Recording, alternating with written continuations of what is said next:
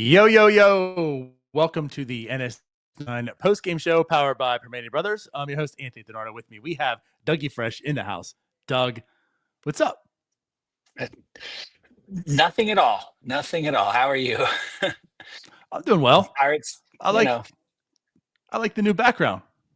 I'm working on it. Working on it. I see I Tyler's spent inspired enough at some. the Hall of Fame. Yeah. So I've heard. Yeah. Yeah. Well, I guess we should start off the show by saying the Pittsburgh Pirates lose today to the Giants 8-1. Not a good ball game. Mike Burrows gets the start today, who's been pitching very effectively, doesn't pitch effectively. Cam Sanders makes his MLB debut today. He pitched well. That was probably the highlight of the day. Offense didn't really show up. Defense didn't show up. It was one of those games, Doug. It was one of those games. It was a 2025 game. This was a classic 2025 game where they just didn't look like they were much of a baseball team. So, no, not at all. Really didn't. I mean, again, Mike Burrows starts off the game, went 2 very strong innings, and it just all fell apart in the third. He ultimately gives up 3 home runs. The Pirates had their woes of they had bases loaded. They did score a run, but that was it. They struggled to put together hits the rest of the game. Nothing really coming back from 8-1. Not really this team, but still, they were only able to score 1 run on the day. Logan and Webb that's with getting fantastic. 4 hits in the inning, right? They had 4 hits in the inning and only scored 1 run. The Pirates, I mean, it just shows you when you don't have power, right? When you don't have any power hitters, when San Francisco had 4 hits in an inning, they scored 2 runs, right? But when the Pirates get 4 hits in a run, and it's so funny because we're always talking about exit velocity, and Henry Davis hits the ball hard, and everybody hits the ball hard, but O'Neill Cruz hits the ball harder than anybody, but it does not translate into runs for this team. It just doesn't. So it is a little frustrating. You also have to hit the ball. Yeah. Got to make that contact too.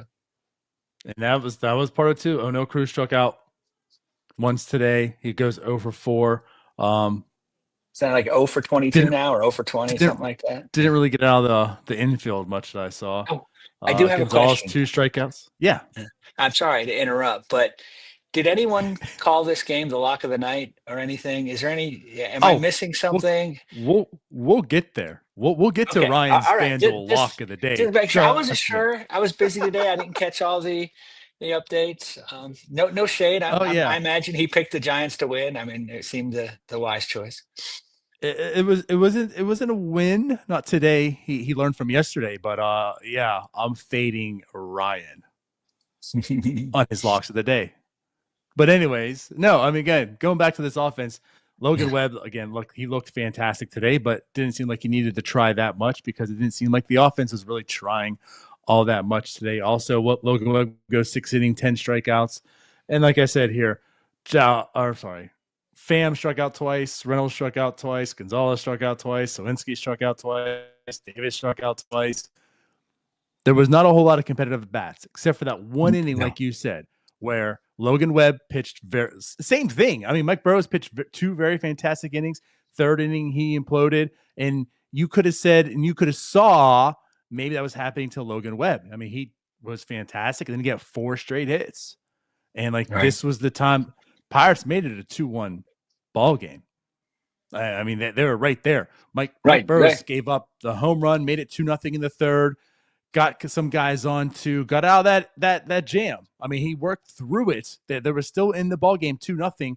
Pirates come up to bat, and they strung together 4 hits, make it 2-1, and then Cruz strikes out, and then I think it was a fly out next time, and the inning over. But again, at least they scored the run. But to your point, which I thought was funny, was it took Pirates 4 hits to score 1. The next inning, the Giants come and they have 2 hits to score 3.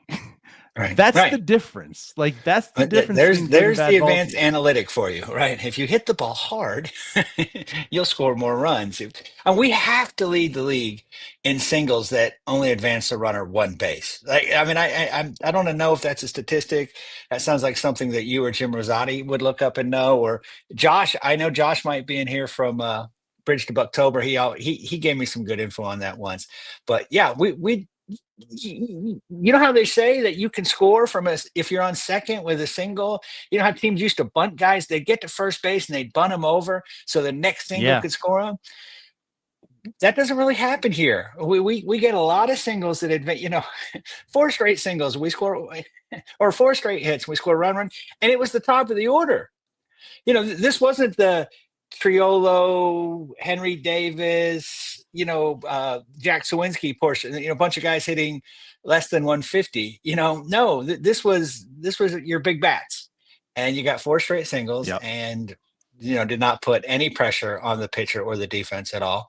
And you get away with 1 run, and for a brief moment you thought, well, they cut the lead in half and they're in this, and then things went that way. Yeah, and you did feel that. And again, like, even with Burrows giving up the home run, it's 2-0, 3 innings. The first 2 innings he looked very, very strong, and again, like the past 3 starts, he also looked very strong. So hey, maybe he can get past that. He got out of the jam, worked through it. It's still 2-1 ball game, right? The Pirates can come back from that.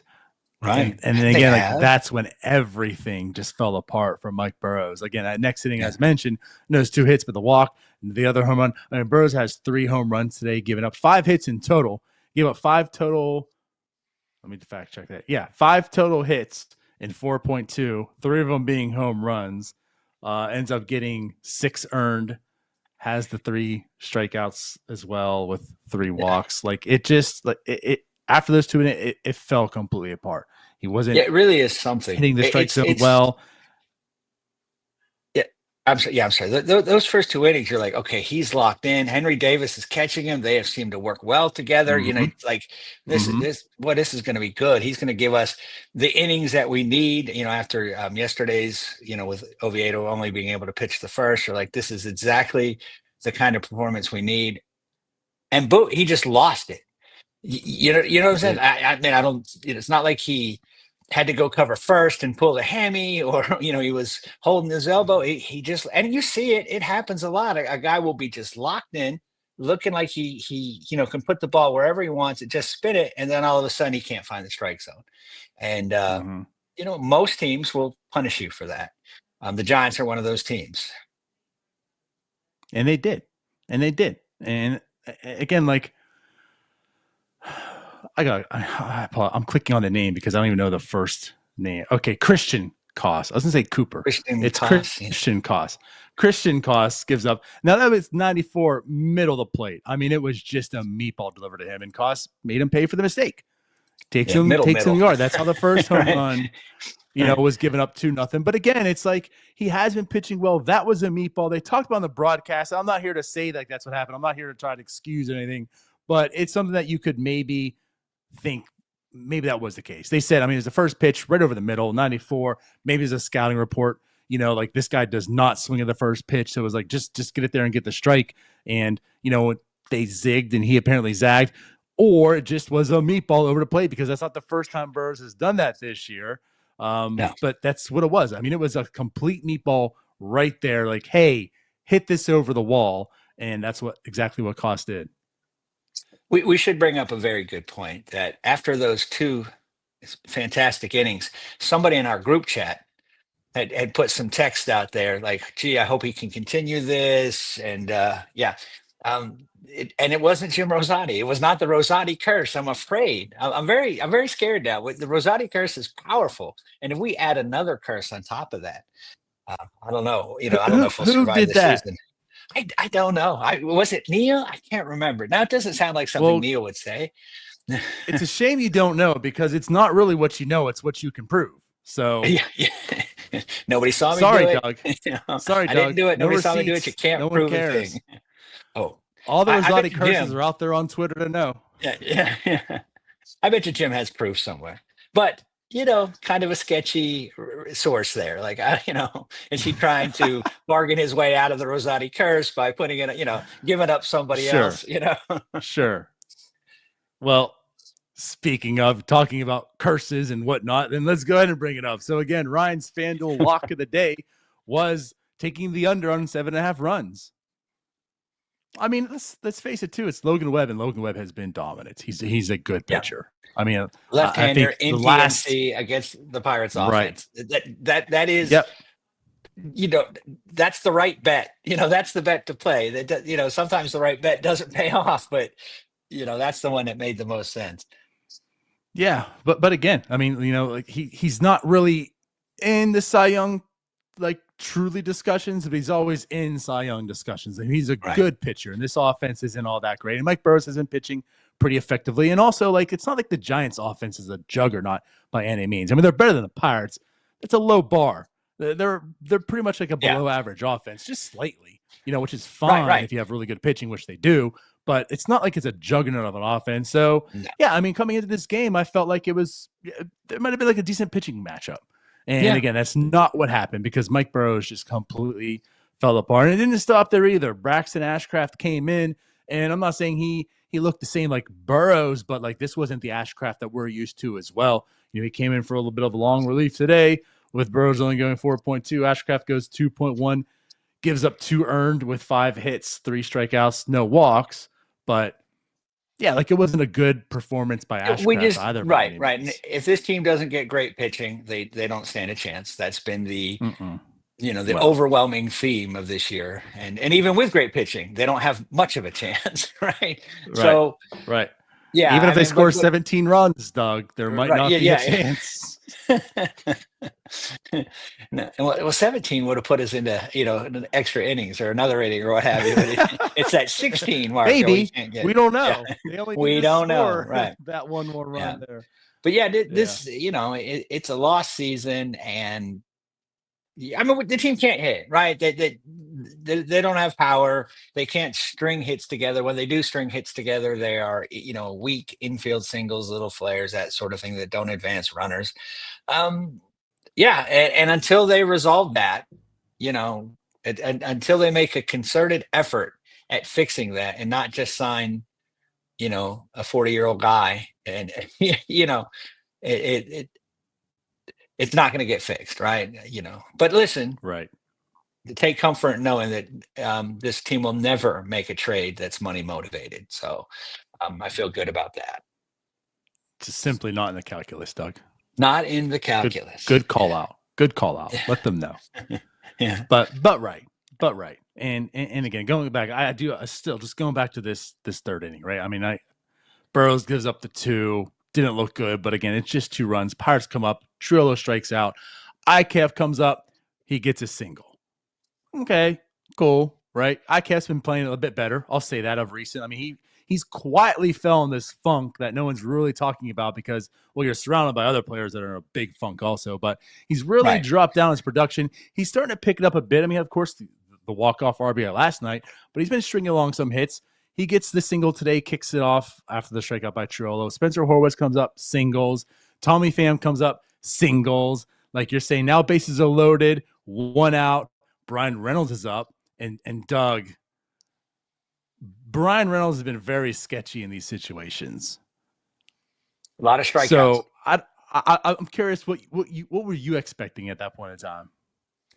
I didn't have high hopes. Now he had a double. His first hit was a double, and he's been hitting a little better these past couple games. But he has. I think I might pick up a couple hits in Colorado. So you take it with a grain of salt. With everything with this team, when we ask the question, and is somebody back? The answer is almost always no. Right. So now, even though it's absolutely yes, the answer is always yes. The answer is always yes. They are back. Yeah. But it actually isn't. They really aren't back. Right. So Brian Reynolds has had an awful season. I mean, it's just terrible. The biggest disappointment on the team this year for me is Brian Reynolds. if he does not hit well for this team, we are in trouble. So yeah, I didn't have high expectations, and the way this inning was plugging along, it's like I was afraid of. I was hoping it would only be a strikeout and not hit into a double play. To be quite frank, because he Yeah. has been striking out way too much. He has. But he did. He got But also, like, he's been hitting into double plays quite a bit too, especially in these situations. In these So situations. yeah, I mean, I was very nervous as well. 3 hits in a row, 1 out, bases loaded. This is what the Pirates do, and this is kind of what Reynolds does. Right. Yeah, like here comes the double play, and he doesn't. He succeeds. He hits it away, left field, scores 1 run. All right, you know what? All right, maybe we're cooking here. Maybe there's some good juju going on. The Pirates won last night, had to come back from behind. Maybe they'll do it again. They haven't lost to the Giants yet this year also. Maybe they just have their number. Brian Reynolds gets them, cuts them the lead in half. It's 2-1 ball game. And then again, that's where things just kind of ended. O'Neal Cruz comes up. He strikes out, the solo strikeout he had for the game. And then Nick Gonzalez is up, bases loaded, strikes out, hacking away. And that's the one thing Gonzalez does. He swings. He's been playing better. I mean, he obviously, like, his numbers on the year are actually fine. He's what's he at right now? 723 OPS. I mean, he's one of the better hitters on the team. You're not looking for him to get a walk there. he's hacking away, but he does. He ultimately strikes out. So, back to back. I'm sorry, Nick Gonzalez grounded out there.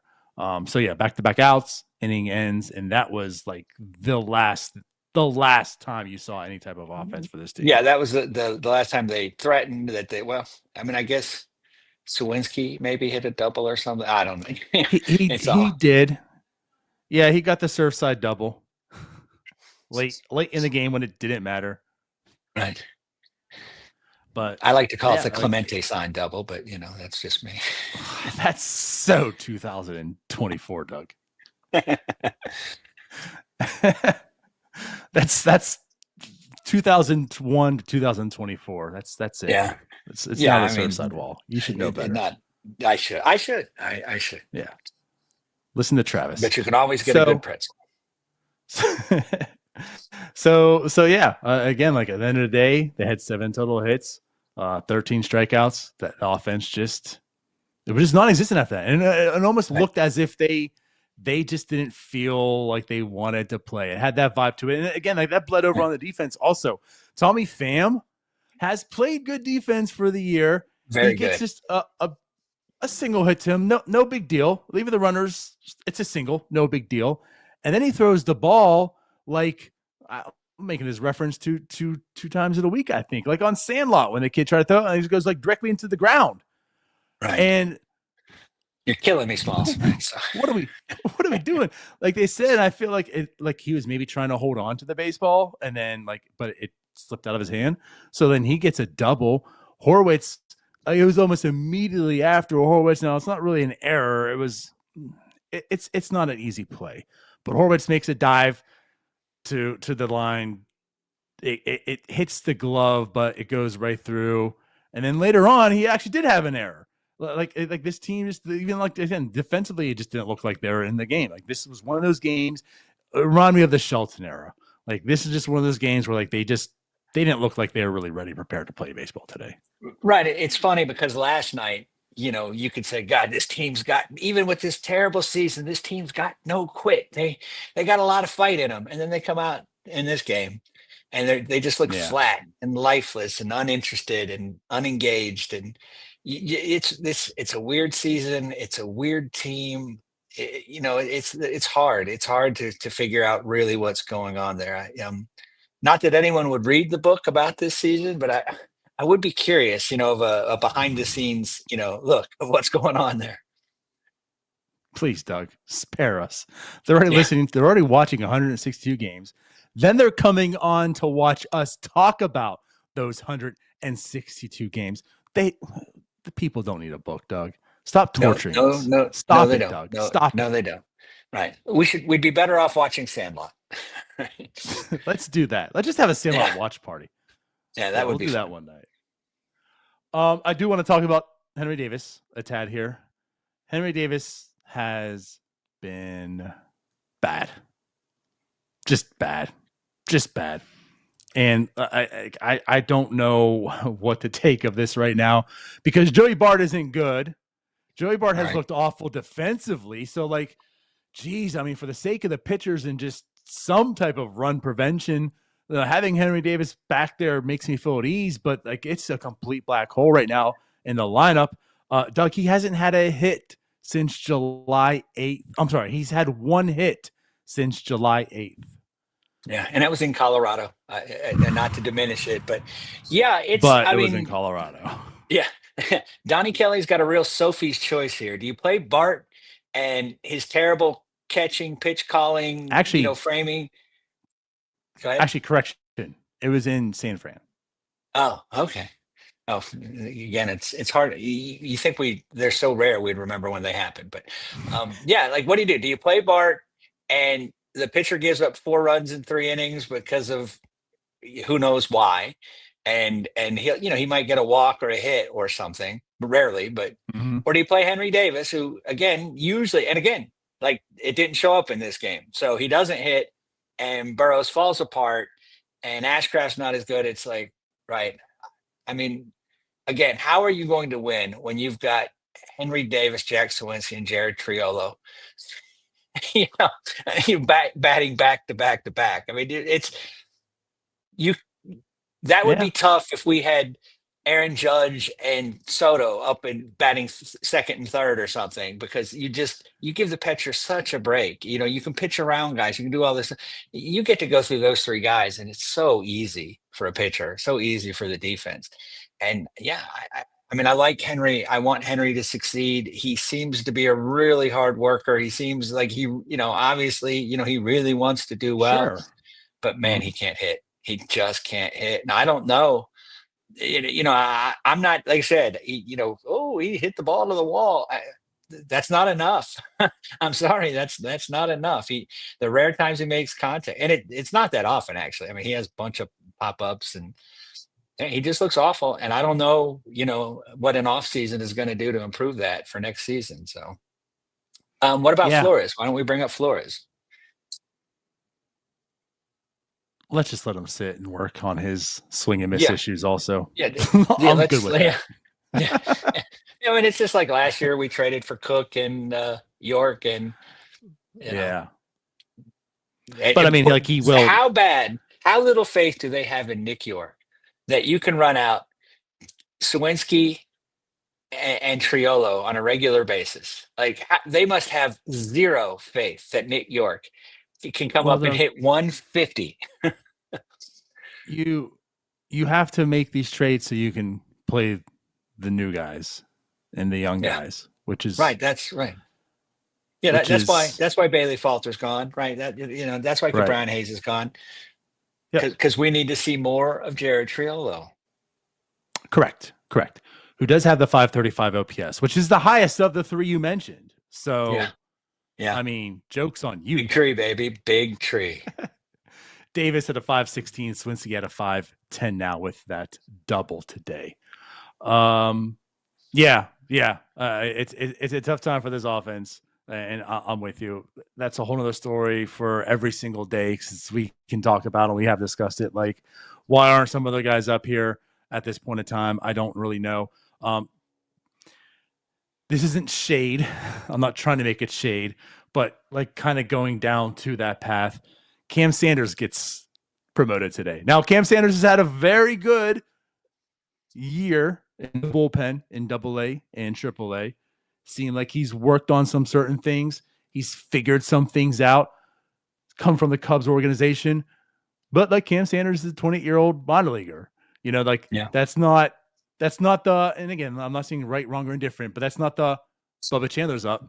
That's not the, like other pitchers, whatever. It's not the pedigree Cam you're Sanders. Looking for, right. And everyone goes, who? Right. 28-year-old. I remember his dad. I remember his dad, Scott Sanders. Yeah. Oh, okay. There you go. Yeah. But he makes his debut. And again, like, it is warranted. He's had a fantastic season. This could be some lightning in the bottle. Like, I will say that. He makes his debut today, and honestly, like he it was a bit of a mix, but he looked pretty good, and he did have 2 strikeouts, one to Devers. So like, imagine again for all whatever, like you make your debut. There's Rafael Devers on the other end, and that's how you end your first major league inning by striking him out. Yeah, I mean, look, I'm not greedy anymore. I don't care if someone's 28 or 38. If you can actually perform, bring them up, get them on this roster. That was one. It was one outing, but a lot of times we see a guy come in one outing, and the nerves get the better part of him. Sure. The guys at Major League don't chase as badly as the guys at AAA does. So he did. It was right. He's had a very good season at AAA and has earned this promotion. That's more than fair. And then he acquitted himself quite nicely. Hopefully, this can be sort of an Isaac Mattson type thing. Right. It's like, hey, could be. It took him a while. It took him a while to figure it out. It doesn't happen overnight for everybody. It's unusual to see a 28-year-old make his major league debut and then thrive. But who knows? Again, with pitchers, it could be changing a grip on one pitch or developing a new pitch. It makes all the difference for him. And again, outstanding so far at AAA. He was in a pretty good organization, so he probably got some good coaching throughout the levels. And let's see him again. I mean, this was a perfect opportunity, mop up, and he handled himself quite well.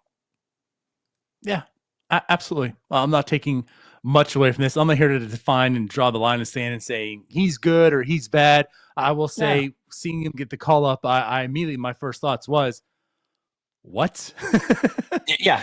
I was like, dive into the numbers, and the numbers are good, but like, okay, he's 20 years old, and for the same reason, like, I mean, I was kind of in line with Isaac Mattson also, because Mattson's been having a solid season. The minors before the call up too, but it's like, hey, there's probably a reason he was an indie ball. There's a reason he was the Wild Things. Like, this probably isn't going to work out.